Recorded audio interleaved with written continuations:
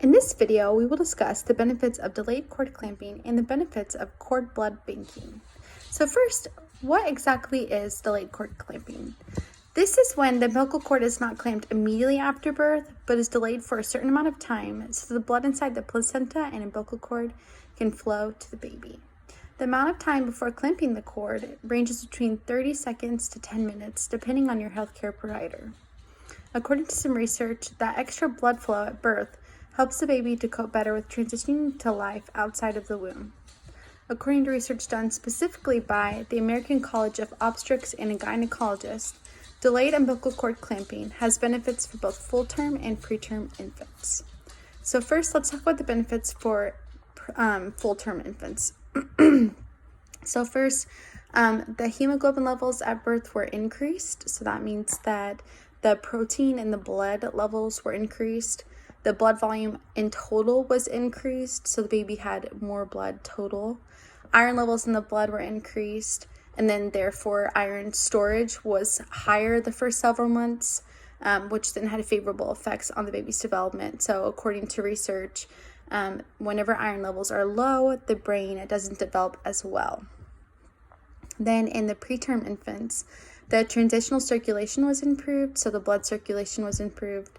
Blood volume was increased. There was better establishment of red blood cell volume, and there was decreased need for blood transfusion.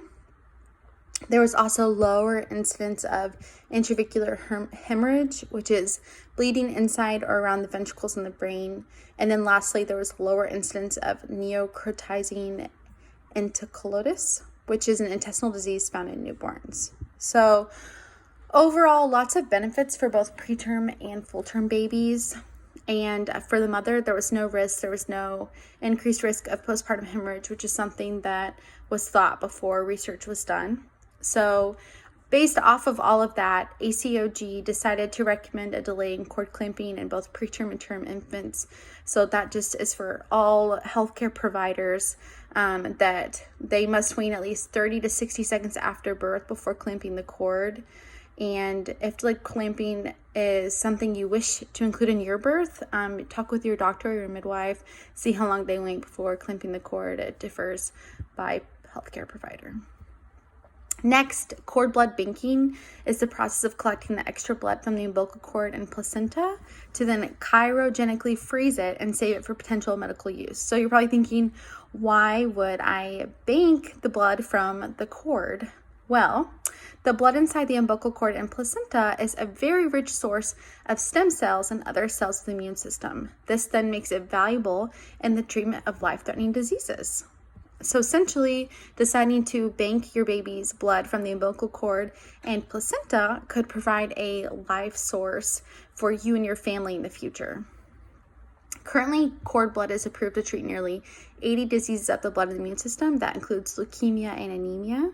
The cells in the umbilical cord help the body regenerate tissues, and it allows the systems to heal itself. It's a very cool process. The cells can not only be used to treat diseases in your baby, but also you and your family. Those stem cells can be transfused to match the cells of the patient to a certain degree, almost completely, not always. It won't be a match for everyone, it's not guaranteed, but it's most likely to be a match for you and your immediate family, and it's also very likely to be a match for your non-immediate family, such as grandmas, grandpas, uncles, cousins, things like that.